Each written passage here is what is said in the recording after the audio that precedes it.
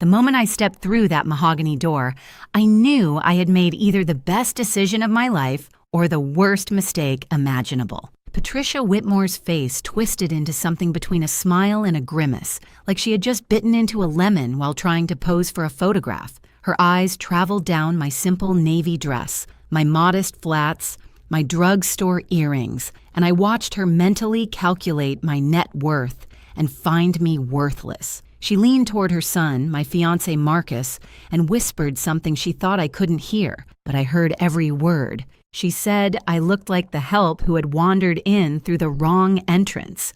And that's when I knew this dinner was going to be very, very interesting. My name is Ella Graham.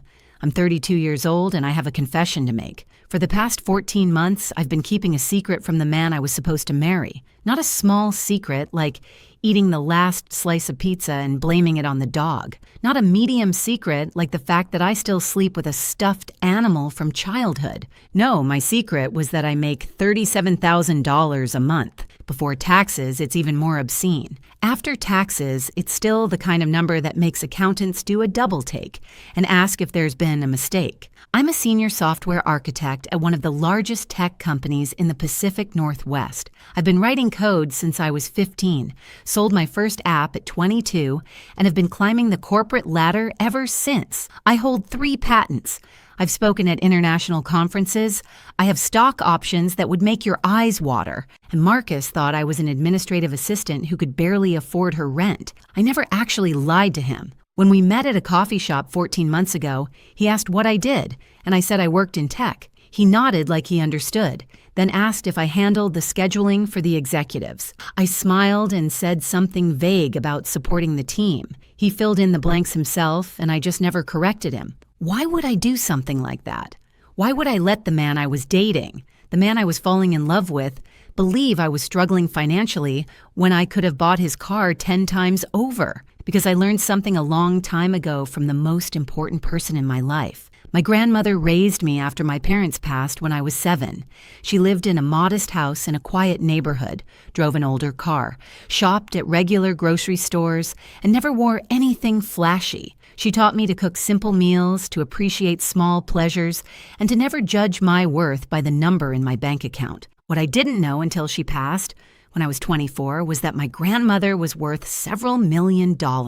She had built a small business empire in her youth, invested wisely, and chosen to live simply because she believed that character was more important than appearance. She left me everything, along with a letter that I still keep in my nightstand. In that letter, she wrote something I've never forgotten. She said that a person's true character only shows when they think no one important is watching, when they believe you have nothing to offer them, when they think you're beneath their notice. That's when you see who they really are. So when Marcus invited me to dinner at his parents' estate, when he hinted that this might be the night things got serious, when he mentioned that his mother was very particular about first impressions, I made a decision. I would give the Whitmore family the test my grandmother had taught me. I would show up as the simple, unassuming woman they expected. I would wear modest clothes and drive my old car and speak humbly about my circumstances, and I would watch. I would watch how they treated someone they thought couldn't help them, someone they thought was beneath them,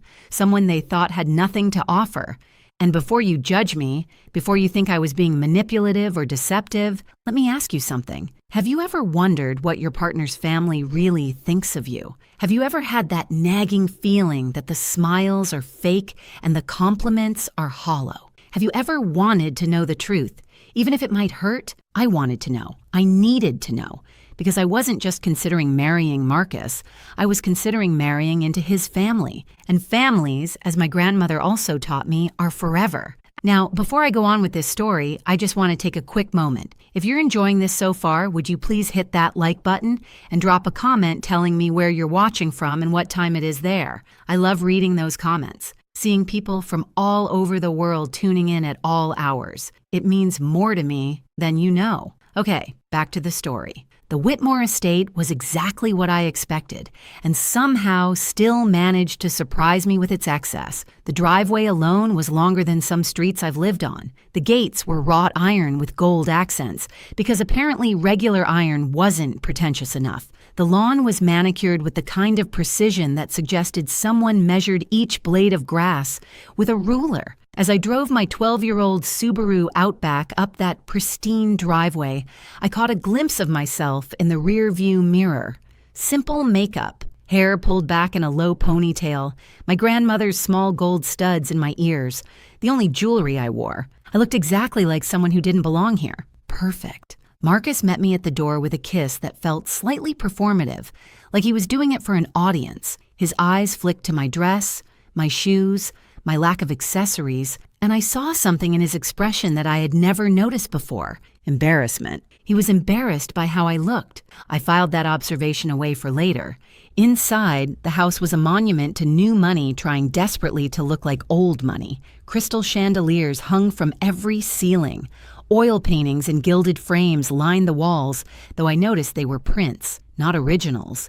The furniture was expensive but uncomfortable looking, chosen for appearance rather than function. And there, standing in the foyer like a queen surveying her kingdom, was Patricia Whitmore. She was in her early 60s, with the kind of face that had clearly seen several excellent surgeons. Her blonde hair was styled in a perfect helmet that probably required industrial-strength hairspray to maintain. Her dress was designer, her jewelry was real, and her smile was absolutely, completely fake. She extended her hand to me like she was granting an audience. I shook it and felt the limpness, the dismissal, the complete lack of warmth. Then she made that comment to Marcus, the one about me looking like the help. And I smiled and pretended I hadn't heard a thing. The evening was about to get very interesting indeed. If I had known what I was walking into that night, I might have worn armor instead of a navy dress. But then again, I've always believed that the best armor is information. And I had done my research. The Whitmore family owned a chain of car dealerships across 3 states, not the flashy luxury brands you see in movies, but respectable mid-range vehicles that appealed to regular families. Marcus's father, Harold, had inherited the business from his own father and had spent the last 30 years expanding it. Patricia had married into the family at 23 and had immediately set about climbing the social ladder with the determination of a woman who knew exactly what she wanted. They had 2 children. Marcus, my fiancé, was 34 and worked as a marketing manager at a company that had nothing to do with the family business. This was apparently a sore point with Harold, who had expected his son to take over the dealerships. And then there was Vivian, the older sister, who was 38 and treated the family fortune like her personal piggy bank. I had found all of this through public records, social media, and a few well-placed Google searches. I had seen photos of lavish parties, society events, and charity galas. I had read articles about Patricia's philanthropy, though a closer look revealed that most of her donations came with significant tax benefits and publicity opportunities. None of this had prepared me for meeting Vivian in person. She arrived 20 minutes late, which I would later learn was her signature move. Making an entrance was more important than being respectful of other people's time. She swept into the living room wearing a dress that cost more than most people's monthly rent, with diamonds dripping from her ears and neck like she had fallen into a jewelry store and come out covered in merchandise. Her greeting to me was a single word, delivered with the warmth of a frozen fish. Hello. Not hello, nice to meet you. Not hello, Marcus has told us so much about you. Just hello, with a slight curl of the lip that suggested she had smelled something unpleasant. I smiled and said hello back. She turned to her mother and began a conversation that pointedly excluded me, discussing some charity event and whether the florist had been fired yet for last month's debacle. I stood there, holding the glass of water I had been offered, feeling about as welcome as a vegetarian at a steakhouse. Marcus hovered nearby, looking uncomfortable but saying nothing. That was the second observation I filed away. Harold Whitmore was a different creature altogether. He was a large man, the kind who had probably been athletic in his youth but had since surrendered to the comforts of wealth. He shook my hand with a grip that was meant to be impressive but just felt tired. His eyes were shrewd, though, and I noticed him watching me with something that might have been curiosity. There was another guest at this dinner, someone I hadn't expected, an older gentleman named Richard Hartley, who was introduced as an old family friend and business associate. He was in his late 60s, with silver hair and sharp eyes that seemed to miss nothing. When he shook my hand, his gaze lingered on my face with a flicker of recognition that confused me. Did I know him? Had we met somewhere before? I couldn't place him, and he didn't say anything, but throughout the evening I would catch him staring at me with that same puzzled expression. Patricia led us into the dining room, which was decorated like someone had been given an unlimited budget and zero taste. The table was long enough to host a royal banquet. The chairs were upholstered in what I assumed was real silk, and the place settings included more forks than I had ever seen outside of a restaurant supply store. I counted them. There were 6 forks at each place setting. 6 for a single meal. I've seen surgeries performed with fewer instruments. Patricia noticed me looking at the silverware and smiled that frozen smile of hers. She said she supposed I wasn't accustomed to formal dining, her voice dripping with false sympathy. I said that my grandmother always taught me that it's not the forks that matter, but the company you share the meal with. Patricia's smile tightened almost imperceptibly. Vivian snorted into her wine glass, and dinner began. The first course was some kind of soup that I couldn't identify, but that probably cost more per bowl than my weekly grocery budget. Patricia used this time to begin what I would later think of as the interrogation. She asked where I had grown up. I said a small town in Oregon, which was true. She asked about my family. I said my grandmother had raised me, which was also true. She asked what my parents did. I said they had passed when I was young. Patricia made a sound that was supposed to be sympathetic, but came out sounding like a drain unclogging. She said how difficult that must have been, growing up without proper guidance. I said my grandmother provided all the guidance I ever needed. Vivian leaned forward, her diamonds catching the light from the chandelier overhead. She asked what my grandmother had done for a living.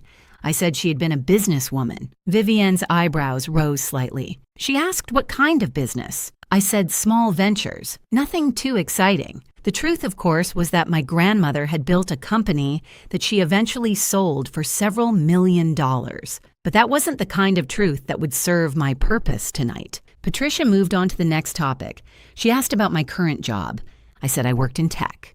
She asked if I was a secretary. I said I was more of a support role. Patricia nodded knowingly, as if this confirmed everything she had already decided about me. She said that was nice, that every team needed support staff. Marcus shifted uncomfortably in his chair, but still said nothing. And that's when Vivian decided to bring up Alexandra. Alexandra. The name dropped into the conversation like a stone into still water, sending ripples across the table. Vivian said the name so casually, as if she were mentioning the weather or the quality of the soup. She said she had run into Alexandra last week, that she was doing wonderfully, that her family's business was thriving. I watched Marcus's face carefully. Something flickered there, quickly hidden. Guilt? Nervousness? It was gone before I could identify it. Patricia picked up the thread with the enthusiasm of someone who had been waiting for this opportunity. She said Alexandra had always been such a lovely girl, so accomplished, so well suited to their family's lifestyle. She had been Marcus's girlfriend for 3 years.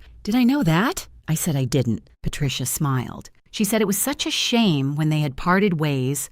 Everyone had expected them to end up together. Alexandra's family owned an import company that dealt in luxury vehicles, which would have been such a perfect match for the Whitmore dealerships. The implication was clear. Alexandra had been the right choice. I was not. I looked around the dining room and noticed for the first time that there were photographs on the wall behind me. I turned slightly in my chair and saw a gallery of family moments, Christmases, birthdays, graduations, and in at least 4 of those photographs, a beautiful dark-haired woman stood next to Marcus, her arm linked through his, her smile radiant. Alexandra. Patricia followed my gaze and said nothing, but her satisfaction was almost palpable. Vivian twisted the knife a little deeper. She said Alexandra was still single, actually. Such a surprise that no one had snatched her up yet, almost like she was waiting for something.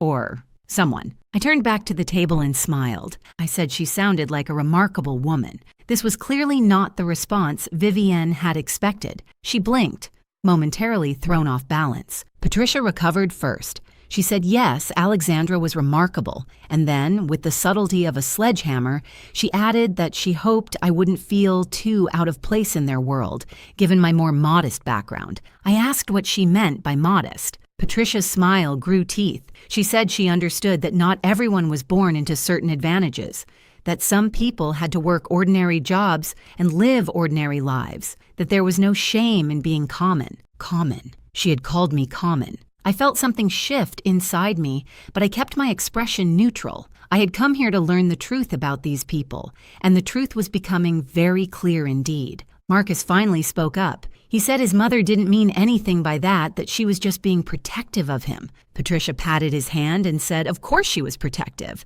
A mother always wants the best for her son. The unspoken conclusion hung in the air like smoke. And you are not the best. Harold cleared his throat and attempted to change the subject. He asked about my hobbies, whether I had any interests outside of work. I said I enjoyed reading, hiking, cooking simple meals, nothing fancy. Vivian laughed and said that was adorable, like a child listing their favorite activities. Richard, the family friend, spoke for the first time since we'd sat down. He said he thought there was something to be said for simple pleasures, that his own grandmother had lived a modest life and been the happiest person he had ever known. Patricia shot him a look that could have curdled milk. Richard ignored her and continued looking at me with that strange, searching expression. He asked what my grandmother's name had been. I said Margaret Graham.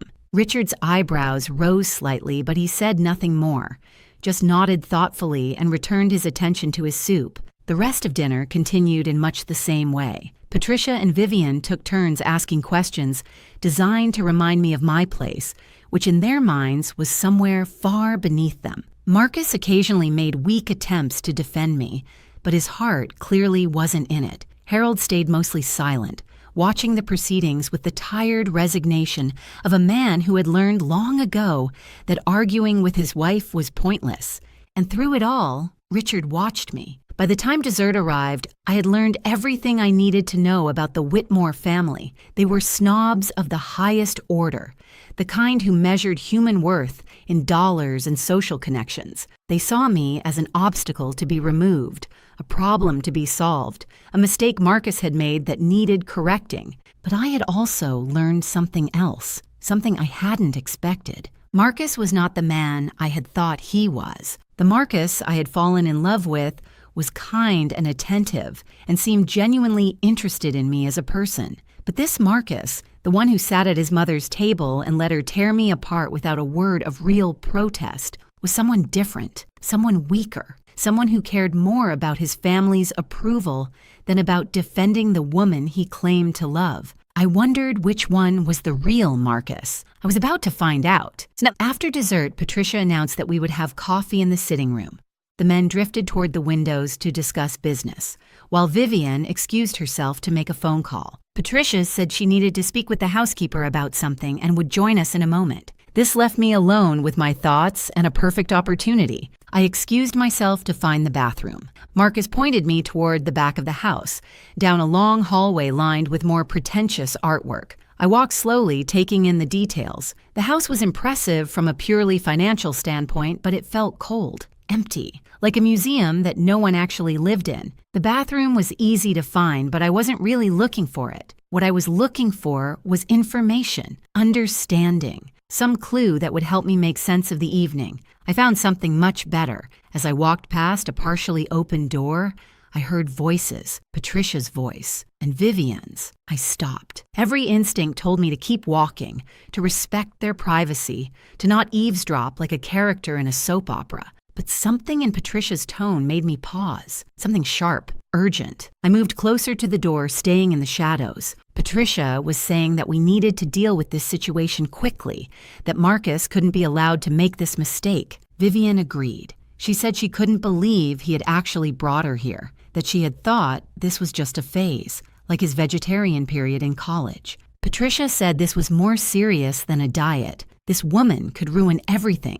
I felt my heart beating faster. They were talking about me. Of course they were talking about me. But what came next was what really made my blood run cold. Vivian said the timing couldn't be worse. She said they needed the merger with the Castellano family to go through, and Marcus needed to be with Alexandra for that to happen. Castellano. That was Alexandra's family name, the luxury car importers. Patricia agreed. She said the dealership was in trouble, that they needed the Castellano partnership to survive the next fiscal year. I felt the floor shift beneath me. The Whitmore dealerships were in financial trouble? I had suspected something from my research, but this confirmed it. Vivian continued. She said Marcus was supposed to keep Alexandra interested while they worked out the details. That was the plan. Alexandra's family would invest in the dealerships, and in return, they would get access to the Whitmore distribution network. Patricia said Marcus had assured her that he was keeping his options open with Alexandra. Options open. While he was proposing to me, I leaned against the wall, my mind racing. This wasn't just snobbery. This wasn't just a family who didn't like their son's girlfriend. This was calculated, strategic. Marcus wasn't just a weak man who couldn't stand up to his mother. Marcus was using me. But for what? Why keep me around if Alexandra was always the plan? Vivian answered my unspoken question. She said Marcus was such a fool. He actually seemed to like this little secretary, this nobody. He was supposed to use her as a placeholder until the deal with Alexandra was finalized, but he was getting attached. A placeholder. That's what I was, a placeholder. A distraction. Someone to keep Marcus occupied while the family worked out their business arrangements. Patricia said they would handle it. She said they would make the engagement announcement tonight, get Marcus publicly committed to this girl, and then find a way to break them up before the wedding. Once they had Alexandra secured, they would discover some terrible secret about me that would justify ending the engagement. Vivian asked, "What terrible secret?" Patricia said they would invent one if necessary. I stood in that hallway, frozen, listening to two women plan the destruction of my relationship like they were planning a dinner party. And then Vivian said something that made everything even worse. She said at least the girl was too stupid to suspect anything, that Marcus had picked well in that regard. She was naive, trusting, probably just grateful that someone like Marcus had noticed her at all. Patricia laughed and agreed. I stepped back from the door, moving silently down the hallway. My hands were shaking, but not with hurt, with anger. They thought I was stupid. They thought I was naive. They thought I was so desperate for love that I would accept whatever crumbs they threw my way. They had no idea who they were dealing with. I found the bathroom, splashed some cold water on my face, and looked at myself in the mirror. The woman looking back at me was not broken. She was not devastated. She was thinking. I had come here tonight to test Marcus's family, and they had failed spectacularly. But the test had revealed something I hadn't expected. Marcus himself was part of the problem. He wasn't just caught between me and his family. He was actively deceiving me. The question now was what to do about it. I could confront him. I could walk out there right now and tell everyone exactly what I had heard. I could create a scene, expose their plans, and leave this house forever. But that would be too easy, too quick. They would dismiss me as emotional, dramatic, bitter. They would tell themselves that I was just proving their point about me. If I was going to respond to this betrayal, I would do it my way, on my terms, with a plan that they would never see coming. My grandmother had taught me many things, but one lesson stood above all others. She said that when someone underestimates you, they have given you a gift, the gift of surprise. Patricia and Vivian had just given me the greatest gift of all. They had no idea what I was capable of. I fixed my makeup, smoothed my hair, and walked back to the sitting room with a smile on my face. The game was just beginning. When I returned to the sitting room, something had changed. The furniture had been rearranged slightly, the lighting adjusted. Patricia was standing by the fireplace with a look of barely concealed anticipation. Harold had positioned himself near the doorway, looking uncomfortable. Vivian was pretending to examine a painting, but I caught her glancing at Marcus with a smirk. And Marcus was standing in the center of the room, looking nervous. Too nervous. He turned when I entered, and his face broke into what was supposed to be a loving smile. He walked toward me, took my hands in his, and said he wanted to ask me something. I felt the trap closing around me. Marcus said that he knew we hadn't been together very long and that his family could be a little overwhelming at first, but he said he knew what he wanted. He said he wanted me, and then he got down on one knee. The ring he produced was large and flashy, exactly the kind of thing Patricia would approve of. It was also, I noticed immediately, of questionable quality. The diamond was cloudy, the setting uneven. It was the kind of ring that looked impressive in dim lighting, but would reveal its flaws in the harsh light of day, much like the man holding it. Marcus asked me to marry him. Behind him, Patricia was beaming. This was clearly the plan, the first step in their strategy. Get Marcus publicly committed to me, then find a way to dispose of me later. In the meantime, they would use the engagement to keep Alexandra waiting, dangling the promise of Marcus while they worked out their business arrangements. I understood all of this in the space of a heartbeat.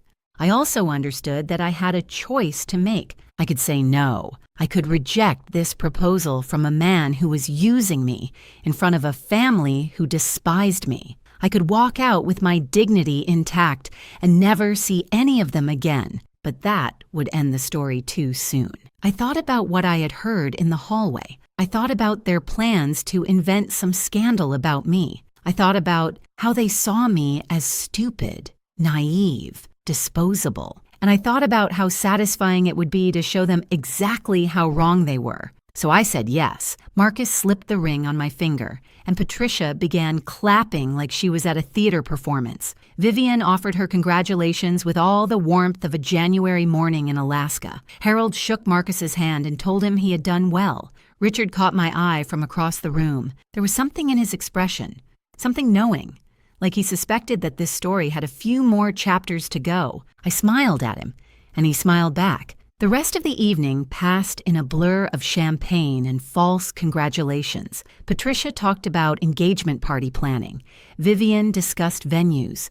Harold mentioned business opportunities that might arise from the union of our families, though he stumbled over this, clearly unsure what my family could possibly bring to the table. Marcus stayed close to me, playing the role of devoted fiancé with surprising conviction. If I hadn't heard what his mother and sister had said, I might have believed it, but I had heard, and I would never forget. When the evening finally ended, Marcus walked me to my car. The night air was cold and clear, and for a moment, we just stood there in the driveway looking at each other. He asked if I was okay. He said he knew his family could be a lot, but he promised they would warm up to me eventually. I said I understood. I said I was just tired. He kissed me goodnight, and I drove away from the Whitmore estate with his ring on my finger and a plan forming in my mind. The next morning, I started my research. If there's one thing my job has taught me, it's the power of information, data, documentation.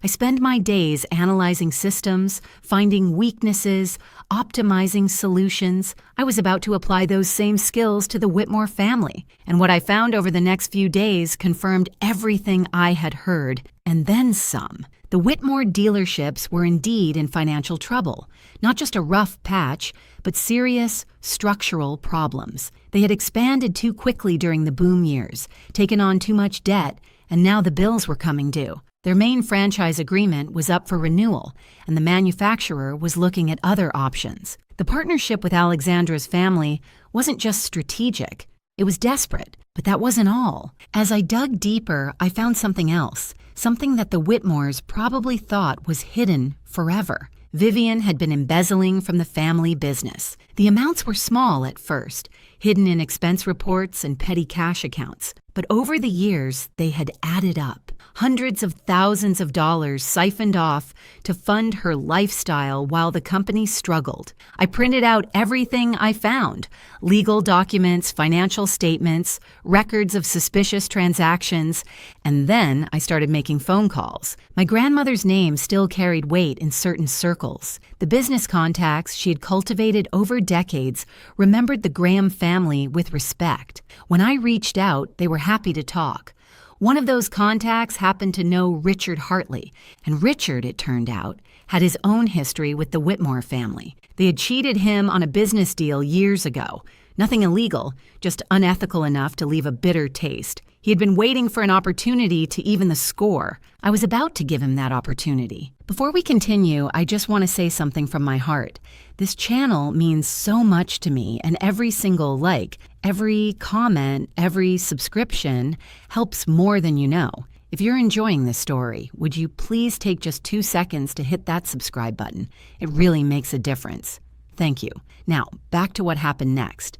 The next few weeks were an exercise in patience and performance. I played the role of the happy fiancé with the skill of an award-winning actress. I attended family dinners at the Whitmore estate. I listened to Patricia's passive-aggressive comments with a smile. I watched Vivian flaunt her designer clothes and expensive jewelry, knowing exactly where the money had come from, and I watched Marcus. He was different now, or maybe I was just seeing him clearly for the first time. The attentiveness I had once found charming now seemed calculated. The compliments felt rehearsed, and his phone, which he guarded with increasing vigilance, buzzed with messages that he quickly hid from view. I knew who was texting him. I had seen the name flash across his screen more than once. Alexandra. One evening, I told Marcus I was working late.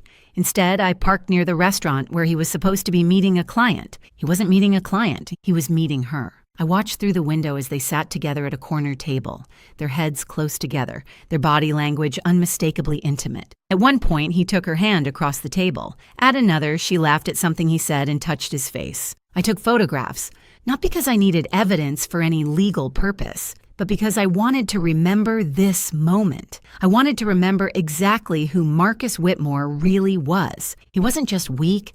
He wasn't just a mama's boy. He was a liar and a cheat, actively maintaining 2 relationships while his family orchestrated the outcome from behind the scenes. The rage I felt in that moment was white-hot and purifying, but I didn't act on it. Not yet. Instead, I went home and added the photographs to my growing file. Richard and I had been meeting regularly, always in secret. He had his own documentation of the Whitmores' questionable business practices. He knew people who had been hurt by their dealings over the years. He was more than willing to help bring them down. But he asked me why. He said he understood his own motivations, but he wanted to know mine. Was this just about revenge, or was it something more? I thought about his question for a long time before I answered. I said it wasn't about revenge. It was about truth. I said the Whitmores had spent their lives using their money and position to manipulate people. They treated anyone they deemed beneath them as disposable. They were raising Marcus to be the same way, and they would keep doing it to others long after I was gone. I said someone needed to show them that their money couldn't protect them from consequences. Richard nodded slowly. He said my grandmother would be proud. That was the moment I knew I had made the right choice. The engagement party was set for 3 weeks later. The Whitmores were hosting it at their estate, inviting everyone who mattered in the business community. Patricia was treating it like a coronation, an opportunity to show off her perfect family to the world. She had no idea what was coming. I spent those 3 weeks preparing. I coordinated with Richard. I made strategic calls to industry contacts. I even reached out to the car manufacturer that was considering dropping the Whitmore dealerships. They were very interested in what I had to share. And then, the night before the party, I did one last thing. I gave Marcus one final chance to be honest. We were sitting in his apartment going over last-minute details for the party. I asked him, casually, how he felt about us, about our future. He said he was excited. He said he couldn't wait to marry me. I asked if there was anything he wanted to tell me, anything at all. He looked at me with those blue eyes that I had once found so charming. He said there was nothing. He said I was everything he had ever wanted. I asked about Alexandra. His face went pale. He recovered quickly, but I had seen the flash of fear in his eyes. He said Alexandra was just an old friend, nothing more. I nodded and said I understood. And in that moment, I did understand. I understood that Marcus would never tell me the truth. He would lie to my face for as long as it served his purposes. He was his mother's son through and through. The next evening, I put on a dress from my real closet. Not the modest navy number I had worn to that first dinner. This was designer, elegant, worth more than everything Patricia was wearing combined. I looked at myself in the mirror and smiled. It was time to show the Whitmore family exactly who they had underestimated. The Whitmore estate had been transformed for the engagement party. White tents dotted the manicured lawn. Crystal chandeliers hung from temporary structures, casting prismatic light across the gathering crowd. A string quartet played tasteful classical music near the fountain. Waiters in crisp uniforms circulated with champagne and hors d'oeuvres that probably cost more per bite than some people's hourly wage. Patricia had outdone herself. This wasn't just a party, this was a statement. I pulled up in my usual Subaru, watching the valet's expressions as they tried to reconcile my modest vehicle with the parade of Mercedes and BMWs that had preceded me. One of them actually asked if I was with the catering company. I smiled and handed him my keys. The walk from the parking area to the main tent felt like a runway. With every step, I shed the persona I had been wearing for the past 3 weeks, the nervous girlfriend, the grateful fiancé, the simple woman who should be thankful for Patricia Whitmore's grudging acceptance. Tonight, I was Ella Graham, the real one.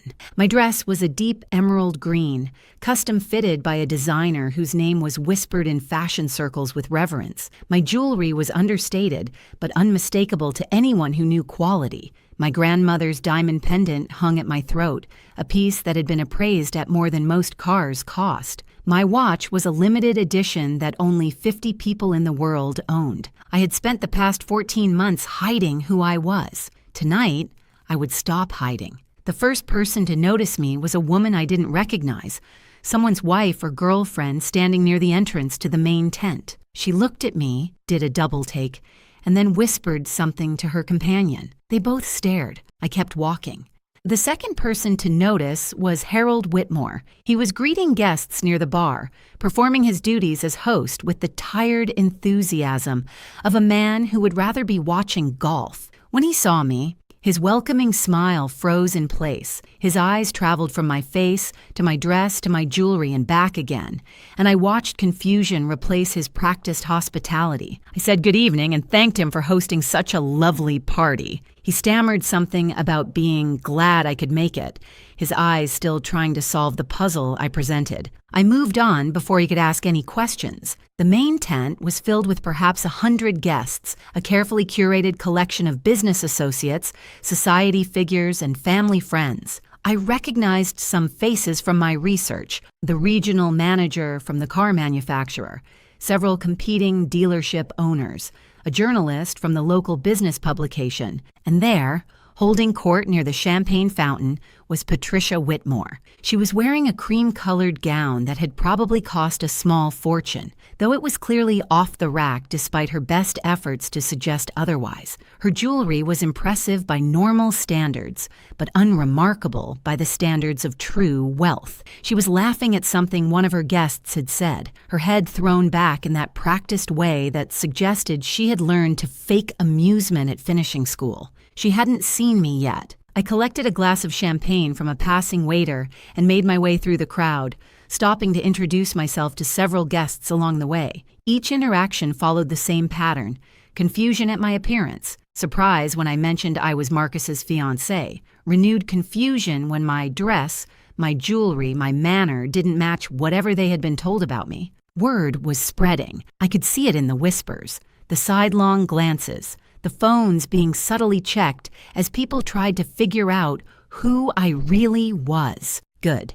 I finally reached Patricia's circle just as she was finishing a story about her recent charity work. She turned to greet the newcomer with her standard frozen smile, and then her face went through a remarkable transformation. First confusion, then recognition, then disbelief, then something that might have been fear. She said my name like a question. I said, "Good evening, Patricia," and thanked her for throwing such a beautiful party. Her eyes were moving rapidly, taking in every detail of my appearance: the dress that cost more than her monthly household budget, the pendant that had been featured in a jewelry magazine, the watch that she had probably never seen outside of an advertisement. She asked where I had gotten these things, her voice carefully controlled but unable to hide the tremor beneath. I said they were just a few pieces I had been saving for a special occasion. Vivian appeared at her mother's side, summoned by some invisible distress signal. She looked at me, and her expression went through the same journey Patricia's had: confusion, recognition, disbelief. But Vivian recovered faster. She said the dress was interesting, her voice dripping with false sweetness. She asked if it was a rental. I told her the designer's name. I said he was a friend who had made it specifically for me. The designer's name hit Vivian like a physical blow. This was someone who dressed celebrities, who had a waiting list years long, who didn't make dresses for administrative assistants who could barely afford their rent. She opened her mouth to respond, but nothing came out. I excused myself to find Marcus. As I walked away, I heard Patricia hiss something to Vivian about finding out what was going on.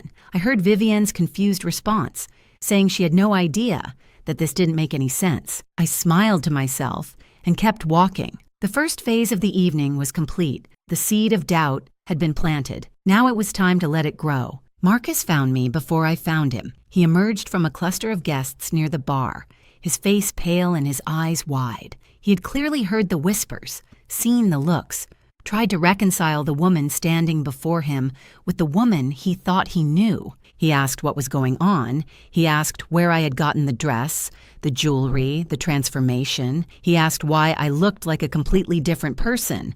I said I looked like myself. He stared at me, and I watched something shift behind his eyes, not understanding exactly, more like the first crack in a wall that had been hiding an uncomfortable truth. He asked if we could talk privately. I said later. I said this was our engagement party after all. We had guests to attend to. Before he could protest, I took his arm and steered him toward a group of business associates. These were the men and women who ran the automotive industry in our region, the people whose opinions actually mattered to the Whitmore dealership's survival. They had been watching my entrance with undisguised curiosity. I introduced myself properly this time. I gave my full name, Ella Graham, and mentioned my position at my company. I watched their expressions change as they recognized the company name, as they realized who I actually was. One of them, a silver-haired man who ran a competing dealership chain, said he had heard of me. He said his nephew worked in tech and had mentioned my name in connection with some innovative software solutions. I said that was very kind of him. Another guest, a woman who handled mergers and acquisitions for a major investment firm, asked if I was related to Margaret Graham. I said she was my grandmother. The woman's eyebrows rose. She said my grandmother had been a remarkable businesswoman. She said the Graham name still carried significant weight in certain financial circles. I could feel Marcus tensing beside me. He had no idea what any of this meant. He'd never asked about my family beyond the most superficial questions. He had assumed poor meant unimportant, and he had never bothered to look deeper. His mistake. The evening continued, and with each conversation, the truth spread further. People were talking, checking their phones, confirming details. The narrative was shifting beneath the Whitmores' feet, and they didn't know how to stop it. Richard arrived about an hour into the party. He found me near the rose garden, momentarily alone, while Marcus was pulled away by his father for some urgent conversation. Richard said the manufacturer's representative was here. He said the man had been very interested in the documentation Richard had shared with him earlier in the week. I asked if he was ready. Richard said he had been ready for years. We talked for a few more minutes, finalizing the details of what would happen next. Then Richard melted back into the crowd, and I returned to my role as the happy fiancé. Patricia found me next. She had regained some of her composure, though I could see the strain around her eyes. She pulled me aside with a grip that was stronger than necessary and demanded to know what I was doing. I asked what she meant. She said I knew exactly what she meant. She said the dress, the jewelry, the stories I was telling people about my grandmother and my job. She said she wanted to know what my game was. I said there was no game. I said I was simply being myself. She said that was impossible. She said Marcus had told her about my circumstances.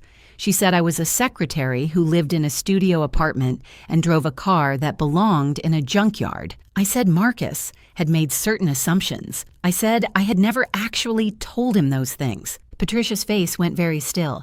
I said I worked in tech, which was true. I said I had a support role, which was also true since architects support the development teams. I said I had never claimed to be poor. I said I had simply never corrected their assumptions. She asked why. I looked at her directly. I said my grandmother taught me that a person's true character only shows when they think no one important is watching. I said I wanted to know who the Whitmore family really was. Patricia's face drained of color. I said now I knew.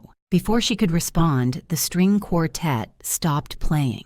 Harold Whitmore's voice came over the speaker system, announcing that it was time for the official toasts and speeches. Patricia looked at me with something that might have been fear. I smiled and walked toward the stage. The main event was about to begin. The stage had been set up at the far end of the main tent, decorated with flowers and soft lighting that was probably meant to be romantic, but instead felt like a spotlight waiting for its moment. Harold stood at the microphone, welcoming guests and thanking them for coming to celebrate this special occasion. He talked about family, about tradition, about the importance of strong partnerships in both business and life. His eyes kept darting to Patricia, who was making her way through the crowd toward the stage with the determination of a general approaching a battlefield. She reached the microphone just as Harold was finishing his remarks. She took over smoothly, her composure firmly back in place, her smile as frozen and perfect as ever.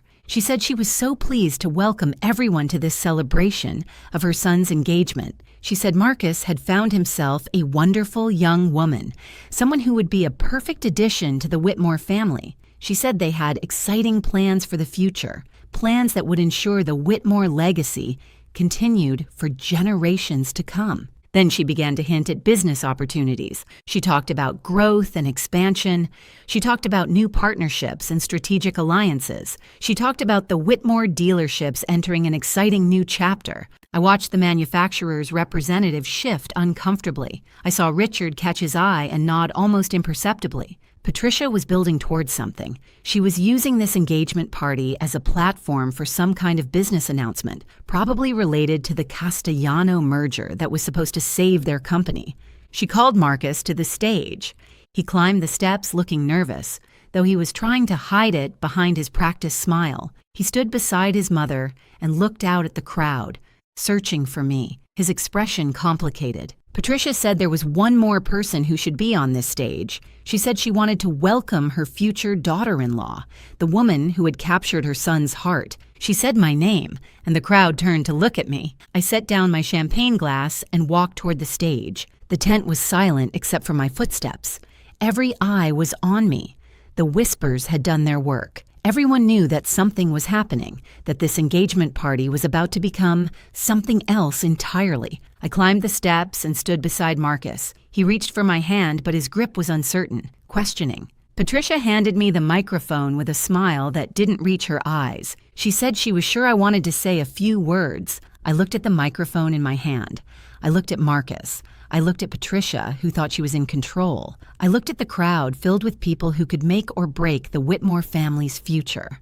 I said, yes, I did want to say a few words, and then I began to speak. I said I wanted to thank Patricia for the warm welcome she'd given me. I said I wanted to acknowledge the Whitmore family for showing me exactly who they were over the past few weeks. Patricia's smile flickered. I said, when I first came to this house, I made a decision. I decided to let the Whitmores see a simple version of me, a woman without expensive clothes or impressive credentials, a woman they might consider beneath their notice. The crowd was utterly silent. I said I wanted to see how they would treat someone they thought couldn't help them, someone they thought had nothing to offer, someone they thought was, in Patricia's words, common. Patricia's face went white. I said what I had found was illuminating. I described the dinner where I had been compared unfavorably to my fiancé's ex-girlfriend. I described the whispered insults Patricia thought I couldn't hear. I described being called the help, being called common, being called a gold digger by people who knew nothing about me. Marcus was staring at me now, his face a mask of horror. I said, and then I heard something I wasn't supposed to hear. I described the conversation in the study.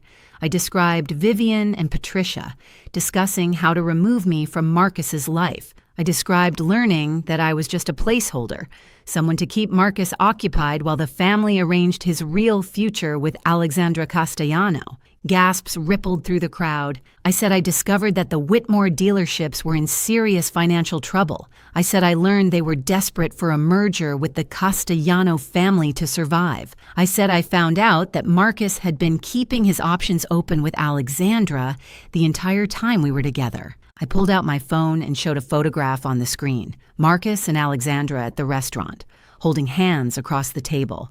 I said this was taken 2 weeks ago, while Marcus was supposedly working late. The crowd erupted in whispers. Marcus grabbed my arm. He said this wasn't what it looked like. He said he could explain. I said he had already explained. I said I had given him the chance to be honest the night before, and he had chosen to lie. I turned back to the crowd. I said there was more. The tent had become completely silent again. Every person in that crowd understood they were witnessing something unprecedented. The comfortable rules of society events had been suspended. The masks were coming off. I said I had spent the past few weeks researching the Whitmore family business. I said I had found some interesting things. I mentioned the financial records, the overextended credit, the declining sales, the franchise agreement that was about to be terminated. Harold Whitmore's face had gone gray. I said I had also found evidence of something more serious. I looked directly at Vivian, who was standing near the back of the tent, frozen in place like a deer caught in headlights. I said Vivian Whitmore had been embezzling from the family company for years. I said the amounts had started small but had grown over time. I said the total was now in the hundreds of thousands of dollars. Vivian's husband turned to look at her with an expression of pure shock. Vivian shouted that was a lie. She said I had no proof. She said I was just a bitter woman trying to destroy their family. Richard stepped forward from the crowd. He said he had proof. He walked toward the stage, carrying a folder that I knew contained years of documentation, bank records, expense reports, transaction histories, everything needed to prove exactly what Vivian had done. He handed the folder to the manufacturer's representative, who had moved closer to the stage with the look of a man whose worst suspicions were being confirmed. Richard said he had been waiting a long time for this moment. He said the Whitmores had cheated him on a business deal 15 years ago, and he had never forgotten. He said when Ella had approached him with evidence of their current misdeeds, he had been happy to contribute what he knew. Patricia found her voice. She said this was outrageous. She said we had no right to make these accusations. She said she would sue us for defamation. I said she was welcome to try. I said everything I had shared was documented and verifiable. I said the financial records were public information, available to anyone who knew where to look. I said the evidence of Vivian's embezzlement had been compiled from sources that would hold up in any court. I looked at Marcus, who was still standing beside me, looking like a man whose entire world had collapsed. I said there was one more thing. I reached up and removed the engagement ring from my finger. The cloudy diamond caught the light, revealing all its flaws. I said I would not be marrying Marcus Whitmore.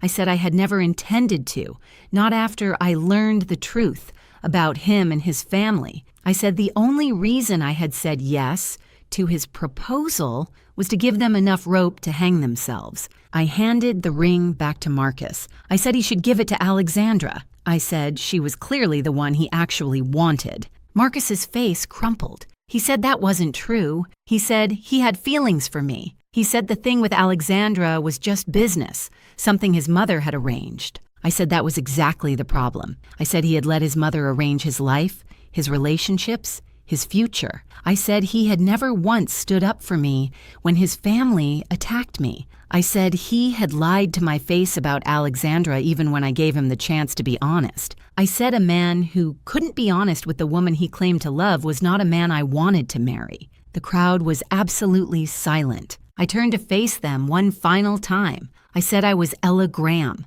I said I was a senior software architect who had built a career through hard work and integrity. I said I made more money in a month than most people made in a year, and I lived simply because my grandmother had taught me that wealth was not the measure of a person's worth. I said the Whitmores had shown me their true character. They had revealed themselves as people who judged others by their bank accounts and social status. They had treated me with contempt because they thought I had nothing to offer them.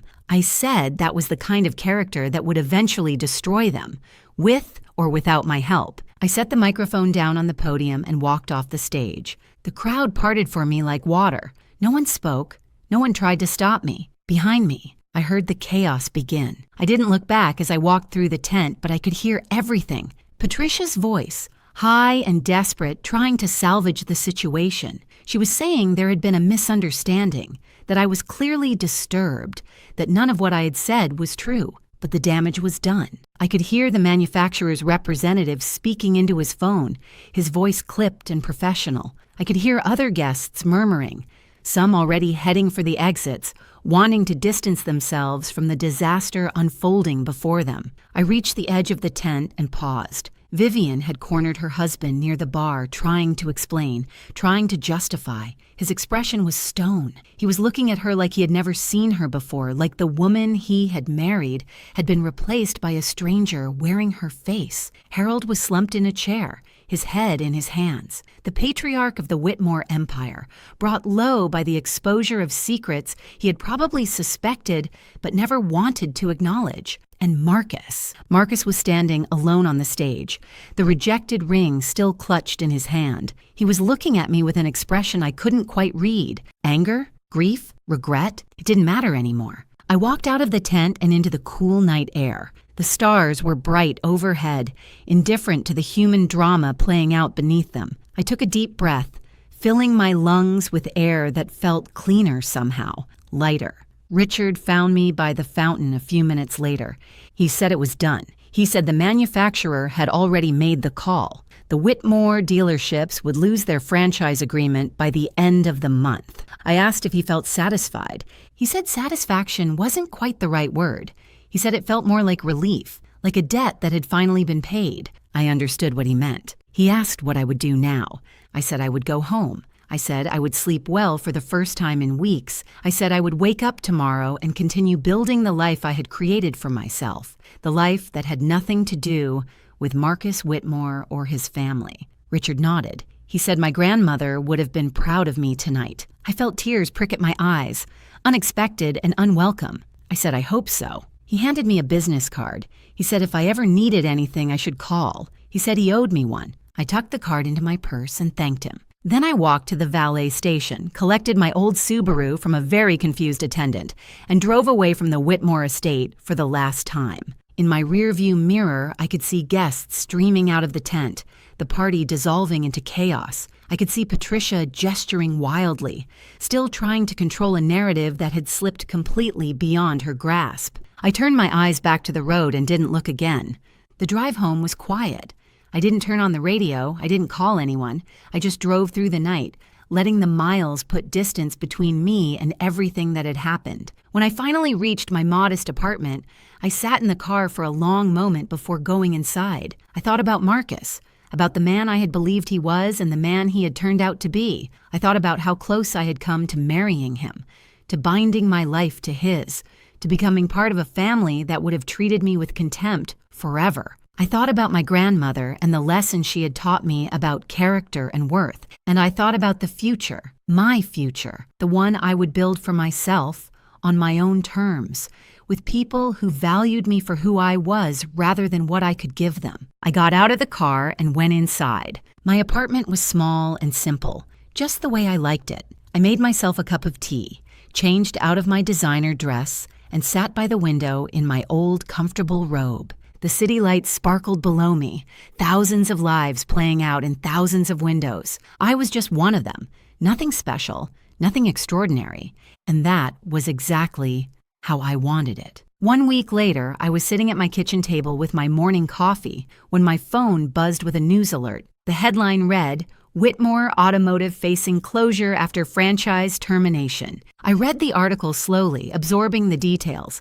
The manufacturer had officially ended their partnership with the Whitmore dealerships, citing concerns about financial management and ethical practices. Without the franchise agreement, the dealerships couldn't sell new vehicles. Without new vehicle sales, the business couldn't survive. The article mentioned that several former business partners had come forward with their own complaints about the Whitmore family's practices. It mentioned that an internal investigation had revealed financial irregularities that were now being reviewed by authorities. It mentioned that Vivian Whitmore had been asked to step down from her position in the company pending further inquiry. It did not mention me. I had asked Richard to keep my name out of it, and he had honored that request. The story would be about the Whitmores' own misdeeds, not about the woman who had exposed them. I didn't want fame or recognition. I just wanted the truth to come out, and it had. I finished my coffee and looked around my small kitchen, the same kitchen I had been sitting in a month ago when I had first driven to the Whitmore estate to meet Marcus's family. The same kitchen where I had made the decision to test them, to see who they really were beneath their polished surface. So much had changed since then, and so much had stayed exactly the same. My phone buzzed again. This time, it was a text from Marcus. He said he needed to see me. He said he could explain everything. He said he had made mistakes, but he still cared about me. He asked if we could meet for coffee, just to talk. I looked at the message for a long moment. Then I deleted it without responding. Some doors, once closed, should stay closed. I stood up and walked to my window, looking out at the morning sun rising over the city. It was going to be a beautiful day, a day for new beginnings, for moving forward, for building something better. My grandmother's pendant hung at my throat, warm against my skin. I touched it gently, thinking about the woman who had taught me everything I knew about character and worth. She had lived her life simply, not because she had to, but because she understood that the things that truly matter can't be bought. Love, integrity, self-respect, the knowledge that you have acted according to your principles, even when it would have been easier to compromise. The Whitmores had thought they could buy their way through life. They had believed that money and status made them better than everyone else, entitled to treat people however they wanted without consequences. They had been wrong. I turned away from the window and got ready for work, my regular job at my regular company, doing the work I loved with people who respected me for my skills and character, rather than my bank account. The story of the Whitmore family would continue to unfold in the coming weeks and months. There would be investigations and legal proceedings. There would be consequences and repercussions. The empire they had built on a foundation of arrogance and deception would crumble, piece by piece. But that was their story now, not mine. My story was just beginning, and it would be written on my own terms, in my own words, according to my own values. That was the lesson my grandmother had taught me. That was the truth I had carried with me through every moment of the past month. A person's worth isn't measured by their bank account or their social status or the opinions of people like Patricia Whitmore. It's measured by their character, by the choices they make when no one is watching, by the way they treat people who can't do anything for them. The Whitmores had failed that test completely, and I had finally found the answer I had been looking for. The answer was that I didn't need their approval, I didn't need Marcus's love, I didn't need anyone's validation to know my own worth. I already knew who I was, and that was enough.